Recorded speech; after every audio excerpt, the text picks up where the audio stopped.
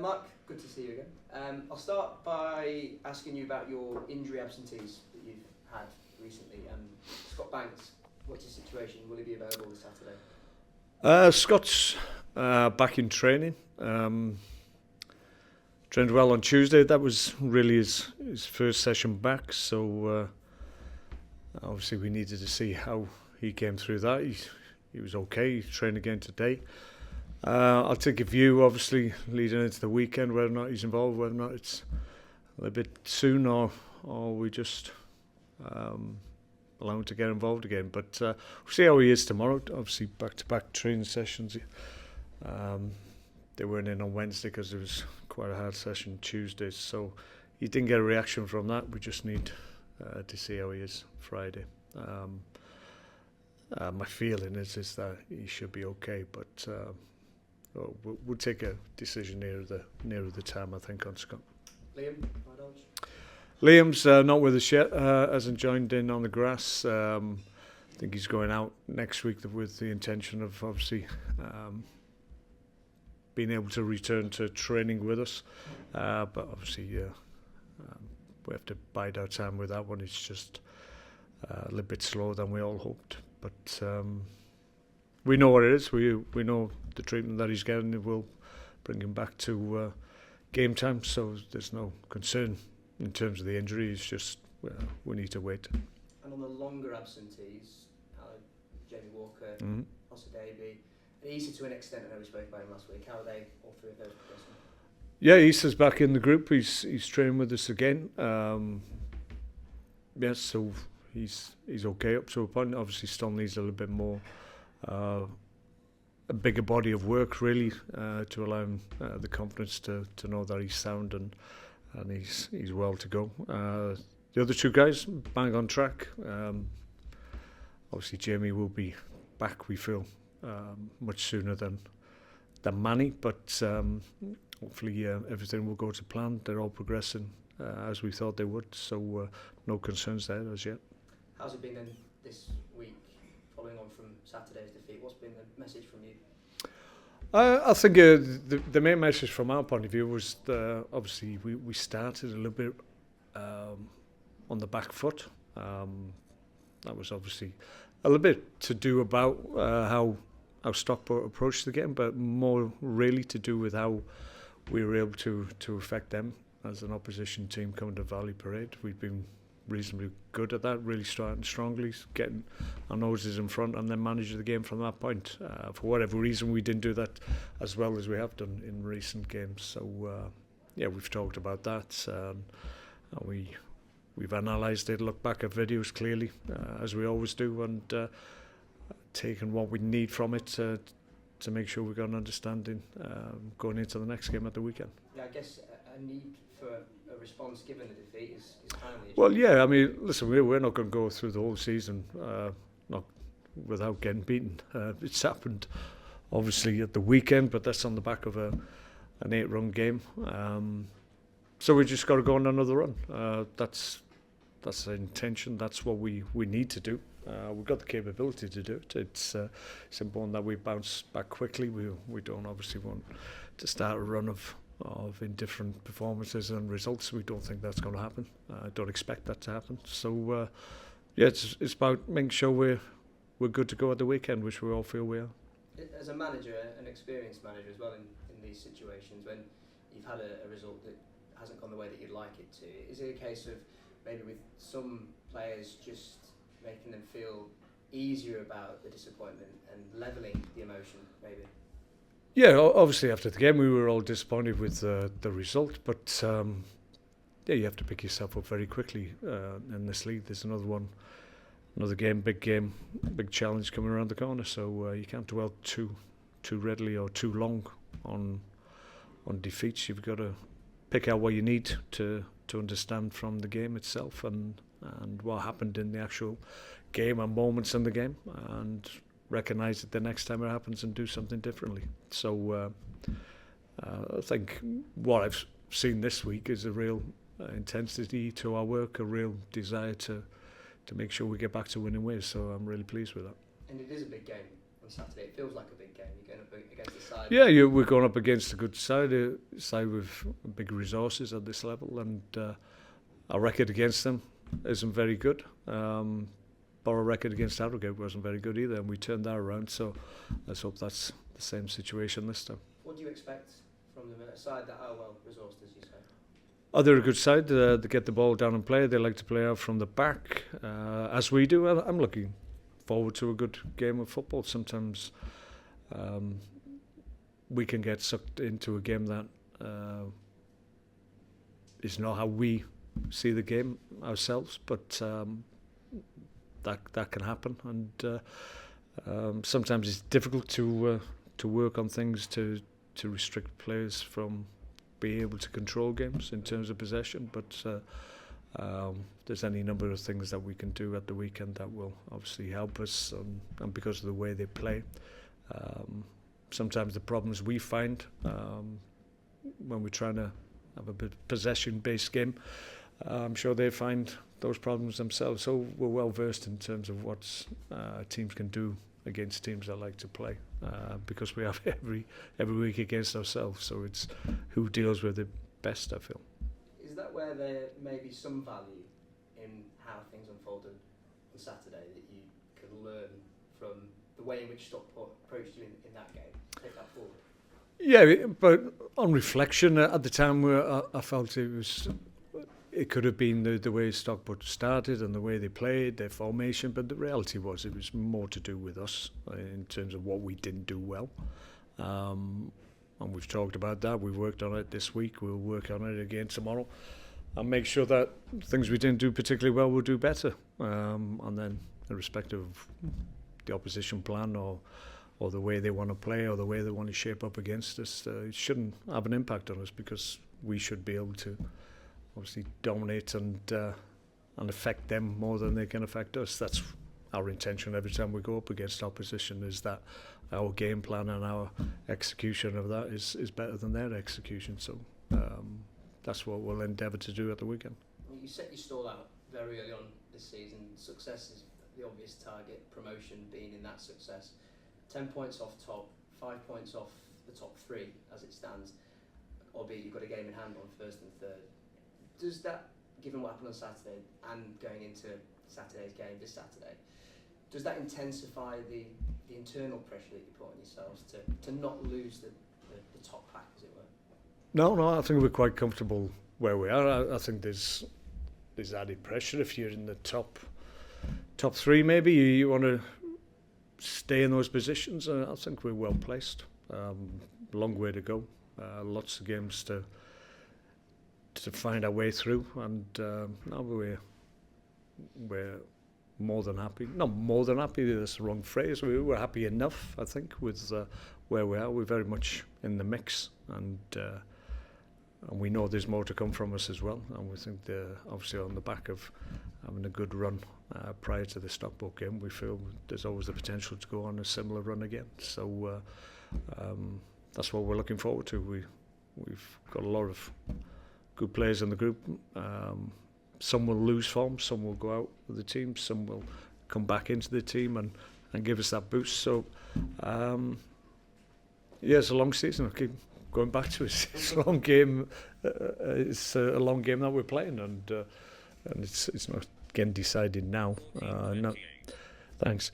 And there's a number of clubs at the moment had really outstanding starts, and credit to them. But like I said, it's about who's in the key positions at the end of the season, not now. Watch does that as well. Yeah, it's good, isn't it? It's not ideal, isn't it? This greater squad depth that you've got this season in comparison to maybe what you had last season, does that provide greater accountability for the players, knowing that there are players that aren't making the matchday squad who are fit and ready to go, that there's accountability or greater accountability on their performances?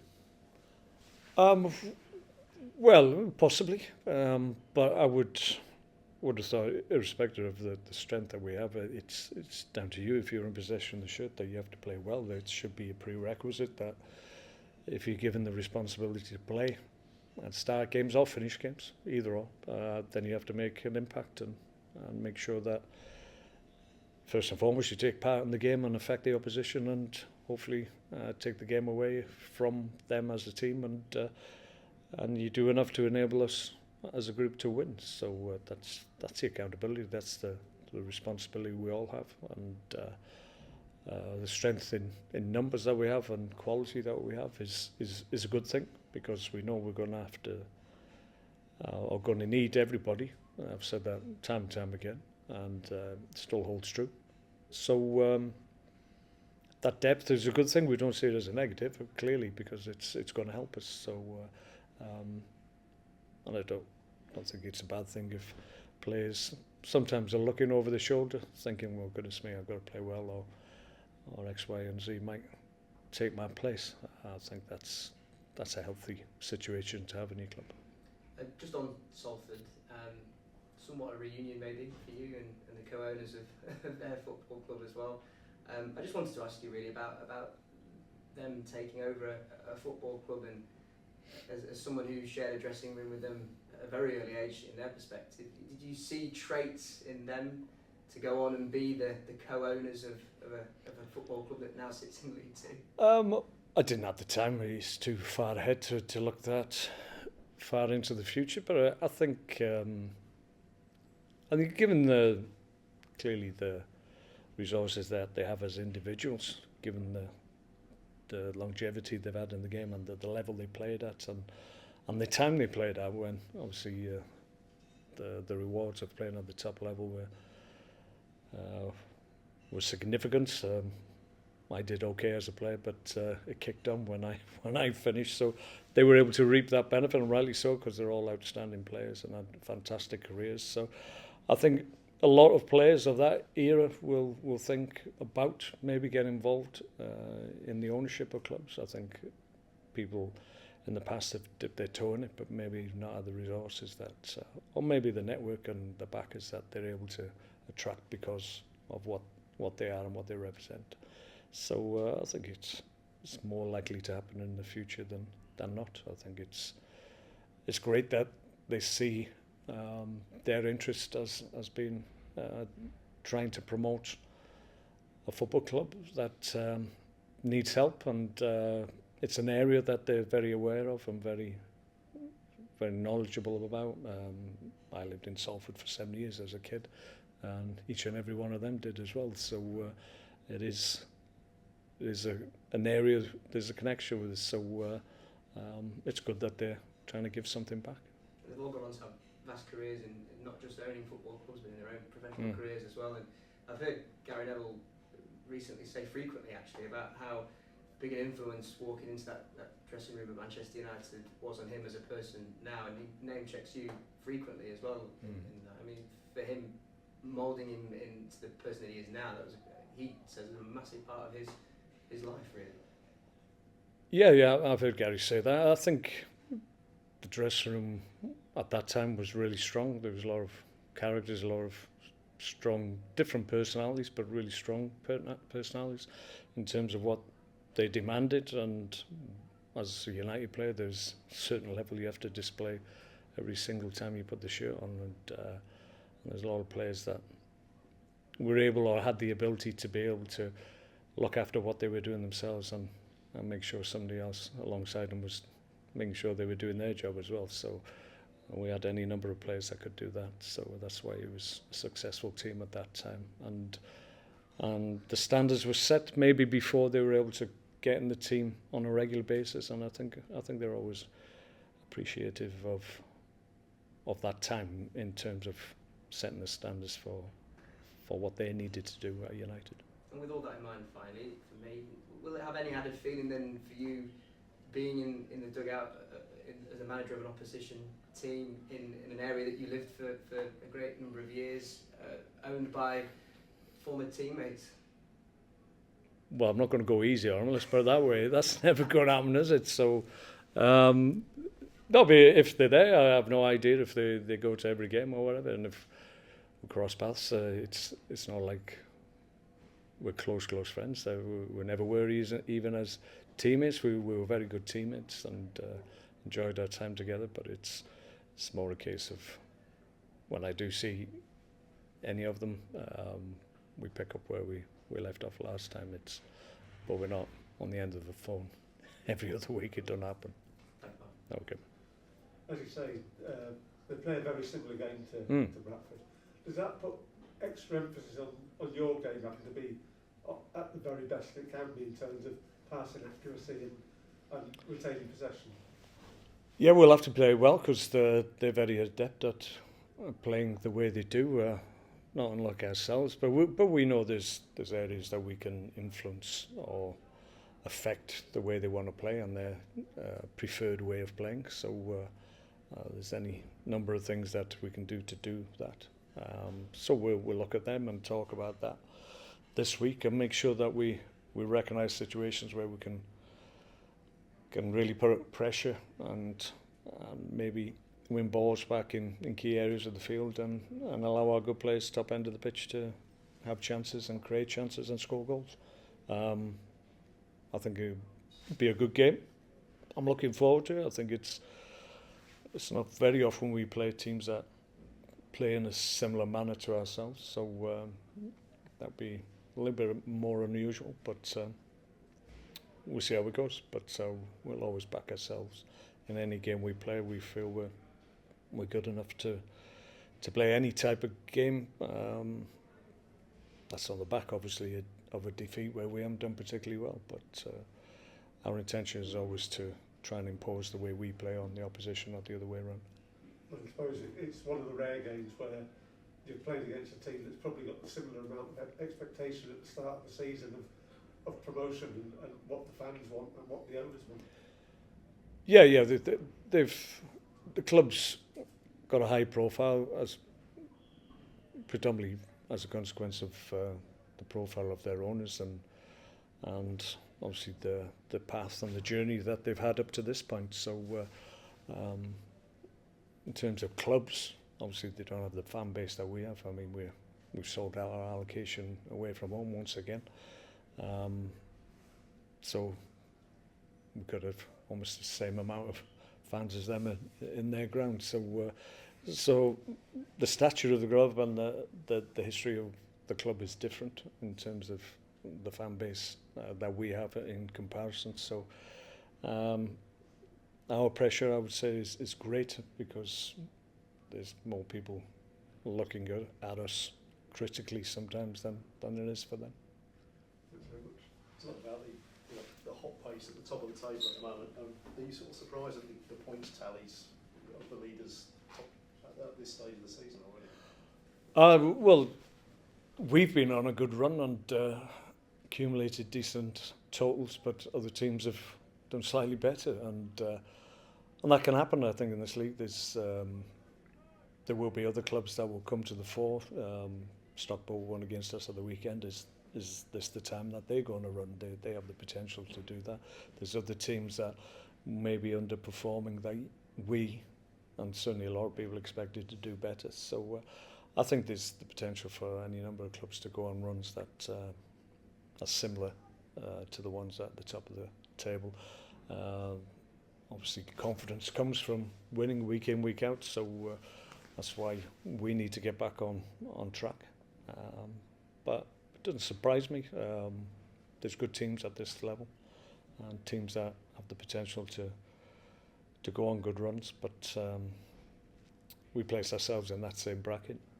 And we've got to just make sure that we keep within a range of points that enables us to be close enough to really affect the league at the business end, which is when it matters. And also, if you set off at such a good pace like the top two have done, obviously when you start to stutter a little bit, the pressure can get you a little bit, kind of, because you've got used to. Yeah, it can do. Yeah, it's how when runs come to an end, and they will do. It's whether or not you're able to bounce back. I mean, you look at Steven Nitch. Had a poor result against us, big defeat, but they bounced back quickly, and that's what you have to do. So, in a similar vein, that's what we have to do. So, it's important that we bounce back at the weekend. Obviously, a team like Stevenage being top of the table, very sort of direct side. I mean, you and Salford play a very different possession type game. I mean, do Do you think that can succeed at this level then? Because a lot of people will sort of think, well, ultimately it's down to who's got the biggest bruises in League Two at times. No, I think that's giving the league a little bit of a disservice. I think there's, I've said before, I think there's a lot of clubs at this level. Almost everybody's got players that could play at a higher level, players that are determined to play at a higher level, players that are good players at League Two level. So there is, on any given Saturday, a player that can affect the game because they have the ability to do that, because they have ability that should be on show maybe at a higher level. So almost every team in the league's got players like that. So there's a potential for any team to go on a good run. It's just collectively we've got to make sure that our group is stronger and able to continue to get positive results home and away, which for the most part we've been able to do. And the way the fixtures have fallen, we seem to have had a lot of home games, and I mean, it does. the away games have been dotted along, but if you actually work it out, it is 3 away wins in a row at the moment. I mean, if you were to win a fourth, it would be the first time that's happened for nearly 40 years, this club. So it's, you know, Right, it's, I know it's sort of difficult to get momentum when you're only playing an away game every possibly 3 weeks, but presumably players getting on the bus and they must have a better feeling about themselves once. I think so. I wasn't aware of that stat, but I clearly knew we were on a good win in terms of away form. But there seems to be a little bit of a break in terms of the amount of away games. Home games seem to be, obviously we've had Papa John games and Caribou Cup games, and they've for the most part been at home, so probably that's the reason why we've sensed that. Maybe we haven't had that many away games, but we've enjoyed the experience clearly because our form away from home is excellent. So like I said, we've got an opportunity to break a little bit of a cycle of defeats at Salford, and we're able to do it last time out at Harrogate. Let's hope we can do it this weekend. You've got a week now of 3 away games in a way, you know, you can go into this, it can sort of set the tone for important games coming up. We've obviously got Burton on Tuesday, and that's one we still need to do work in, and we need to make sure that we're in the next stage of the Papa John's, and hopefully we can do that Tuesday. But first and foremost, got to win at the weekend.